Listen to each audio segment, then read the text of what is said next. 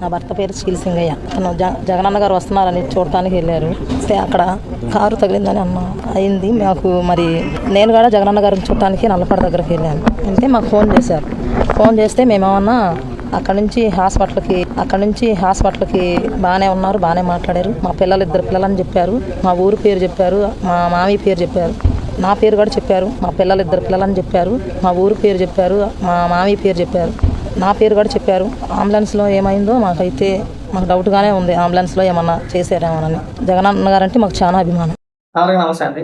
ఈ వీడియో చూసిన తర్వాత ఎవడైనా ఆవిడ మాట్లాడింది నిజం అని చెప్పేసి అనుకుంటాడా? చూడండి, మాట్లాడుతూ ఎంత పచ్చిగా ముందు హాస్పిటల్లో తనతోని తన కొడుకులతోని తన పేరు చెప్పాడంట, తన కొడుకుల పేరు చెప్పాడంట, తన మామయ్య గారి పేరు చెప్పాడంట, అందరి పేర్లు చెప్పాడు. అసలు ఎక్కడ కూడా చిన్న గాయాలు లేవా ఆయన ఒంటి పైన, చెంగుమని తిరుగుతూ ఉన్నాడు అని చెప్పేసి ముందు తర్వాత అంబులెన్స్లోనే ఎవరో ఏదో చేశారు. అంబులెన్స్లో ఎవరేం చేస్తారండి? ఇది స్క్రిప్ట్ కదా. ఈ అంబులెన్స్లోనే ఏదో ఎవరో చేసేసారు అనే డైలాగు గత వారం రోజులు బట్టి వైసీపీ నాయకులు, వైసీపీ సోషల్ మీడియా, ముఖ్యంగా మా సాక్షులు చేసే విష ప్రచారం అన్నమాట. నేను ఎందుకు అంటున్నానంటే, మొదట అవినాష్కి సంబంధించిన వ్యక్తి, అవినాష్ అనుచరులు అన్నారు. ఆ తర్వాత జగన్మోహన్ రెడ్డి కాన్వాయ్, అది కూడా ఒప్పుకున్నారు. డ్రైవర్ది తప్పు, దానికి జగన్మోహన్ రెడ్డి ఏం చేస్తాడో, కారు తోలింది ప్రభుత్వం నియమించిన డ్రైవరే కదా, దానికి జగన్మోహన్ రెడ్డికి సంబంధం ఏముంటుందని చెప్పేసి అని ఒకరోజు మాట్లాడారు. తర్వాత రోజు ఏమని మాట్లాడారు? లేదు ఇది ఏఐతో క్రియేట్ చేసిన వీడియో అని చెప్పేసి అని ఒక 4-5 రోజులు రుద్దారు. ఇవాళ ఏమని మాట్లాడుతున్నారంటే, అది డైరెక్ట్గా అంబులెన్స్లోనే ఏదో చేసేసాడు. పడిపోయిన జగన్మోహన్ రెడ్డి కారు కిందే తొక్కేసిన జగన్ కారే అయినా సరే ఏమీ కాలేదు. జగన్మోహన్ రెడ్డి దేవుళ్ళు అంటారు కాబట్టి ఆయన కారు కింద పడినా చిన్న గాయాలే. పడిపోయిన తర్వాత కూడా ఇలా వెనకత్తలో పడుకొని కాలు మీద కాలేసుకుని పాటలు పాడాడు. అంబులెన్స్లో ఎక్కించిన తర్వాత ఎవరో ఏదో చేశారు. ఇది వీళ్ళు ఆవిడకి ఇచ్చిన స్క్రిప్ట్ అన్నమాట. స్క్రిప్ట్ అనే అంట. ఎందుకు అంటే, అంబులెన్స్లో ఎవరు ఉంటారండి? మెడికల్ స్టాఫ్ ఉంటారు కదా.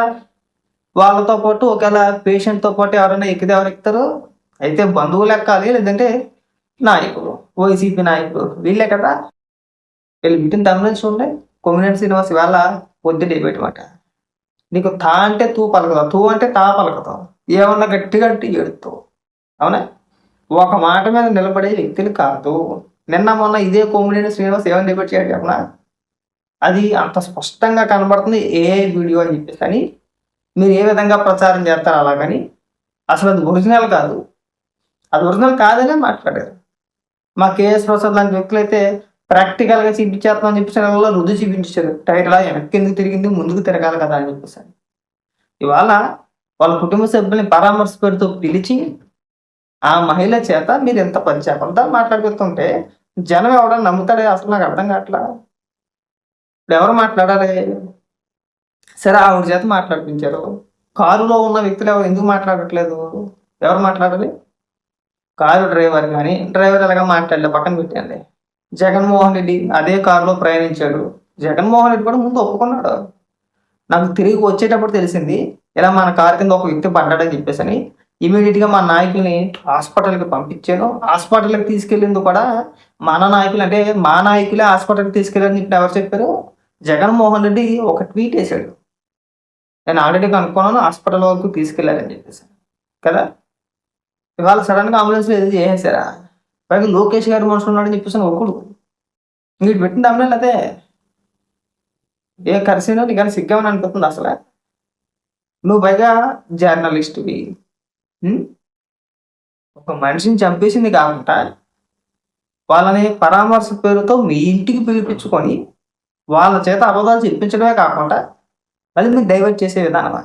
నాకు ఇవన్నీ చూస్తూ ఉంటే బాబాయ్ గొడవలు కూడా గుర్తుకొస్తూ ఉంటుంది. అది కూడా ఇంచుమించు ఇదే సేమ్, అందులో ఎలాంటి మార్పు లేదు. ముందు గుండెపోటు అన్నారు, తర్వాత గొడవలపోటు అన్నారు.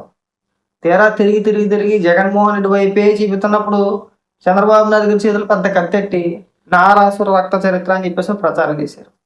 ఇది కూడా అంతే, తొక్కేసింది వాళ్ళే. చంపేసింది వాళ్ళే. వాళ్ళ కుటుంబానికి ఒక 10 లక్షల రూపాయలు ఇచ్చి వాళ్ళ నోరు నొక్కేసింది వాళ్ళే.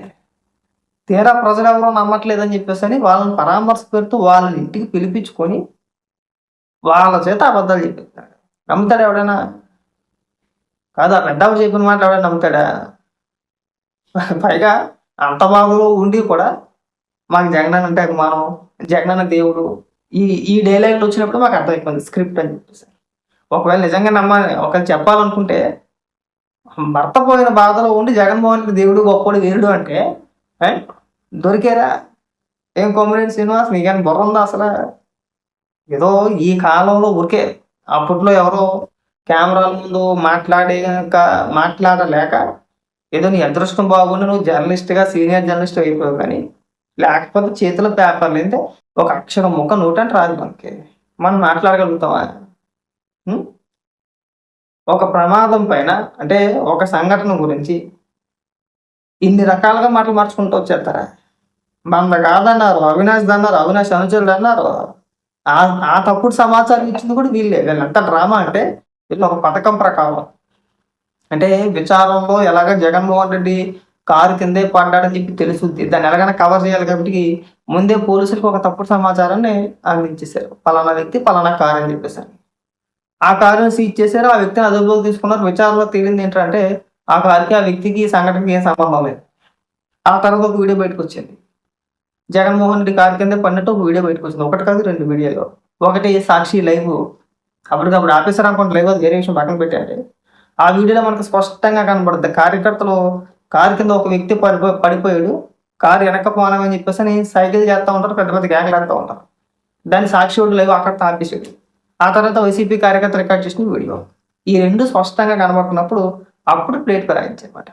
ముందు పోలీసు వారు ఎలా అన్నారు, ఇప్పుడు ఎలాగ అంటారు, మాకు అనుమానం ఉందని చెప్పి ఇదంతా ప్రీ ప్లాన్ అనమాట. అంటే జగన్మోహన్ రెడ్డి స్కెచ్ మాట. జగన్మోహన్ రెడ్డి తెలుసు, కారణం ఉన్న విడతల రజనీకి తెలుసు, పేరు నానికి తెలుసు, వైవి సుబ్బారెడ్డికి తెలుసు. వీళ్ళ నలుగురు ఈ సంఘటన గురించి ఇప్పటికొచ్చి ప్రత్యక్షంగా ఎప్పుడూ మాట్లాడాలి, జగన్మోహన్ రెడ్డితో సహా. జగన్మోహన్ రెడ్డి మాట్లాడాడు ఈ సంఘటన గురించి. మాట్లాడమన్నాడు, ఆ రోజు నా కారు కింద పడలేదు, పడినప్పుడు బ్రహ్మాండంగా ఉన్నాడు, చెంగుమని డ్యాన్స్ చేసాడు, పాటలు పాడాడు, హుషారుగా ఉన్నాడు, అంబులెన్స్లోనే ఏదో జరిగిందని చెప్పేసి జగన్మోహన్ రెడ్డి అనమన్నట్టే. జగన్మోహన్ రెడ్డి అండాలా? విడుదల నుంచి చెప్పించండి, చెప్పదు. పేరు నన్ను మాట్లాడమనండి, మాట్లాడతారా? మాట్లాడరు. చనిపోయి 10 రోజుల తర్వాత తాబీగా వచ్చి ఆమెను తీసుకొచ్చి ఏదో జరిగింది. మరి ఆ రోజున హాస్పిటల్కి దగ్గరుండి మా నాయకులే తీసుకెళ్లారని చెప్పేసి ఎందుకు ట్వీట్ చేశాడు జగన్మోహన్ రెడ్డి? జగన్మోహన్ రెడ్డి వేసిన ట్వీట్ ఉందా మీకు గుర్తుందా? జగన్మోహన్ రెడ్డి ఆల్రెడీ దీని గురించి ఒక ట్వీట్ వేసాడు.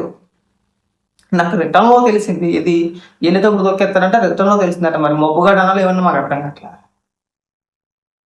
ఇక ఈ డ్రామాలు ఆడితే బాగుంటుంది. దొరికేసిన తర్వాత ఇలాంటి డ్రామాలు ఆడితే ప్రజలు మిమ్మల్ని చిల్లరగా చూస్తారు, లేఖితనంగా చూస్తారు. మరింత లేఖలేటిరా ఒక వ్యక్తిని చంపేసింది కాకుండా పైగా దాని మీద విషప్రచారం, ఇది దాన్ని కూడా వాడుకోవడానికి శివరాజుగా చేయడానికి. ఇంకా నేను సంతోషం, తొక్కేసి చంపేసి వాళ్ళ ఇంటికి పరామర్శకి వెళ్తాను అన్నది, అది కూడా జరుగుతుంది అనుకుంటా. ఈ ఒక వారం 10 రోజుల్లో ఆ ప్రోగ్రాం కూడా పెడతాడు. ఇప్పుడు సింగయ్య కుటుంబాన్ని పరామర్శించడానికి నేను వెళ్తున్నాను అన్నా సరే మనం ఆశ్చర్యపోవసం లేదు. చంపేసి పరామర్శ. ఇది ఒక్కడి సినిమాలో ప్రకాష్ రాజ్, ఇది చిన్న బామ్మదికి, ఇది పెద్ద బామ్మదికి అని చెప్పేసి దానిలో అర్థం ఉంటాడు కదా. ఆ మాదిరిగా నువ్వే చంపేసి నువ్వే పరామర్శకి వెళ్ళాలి.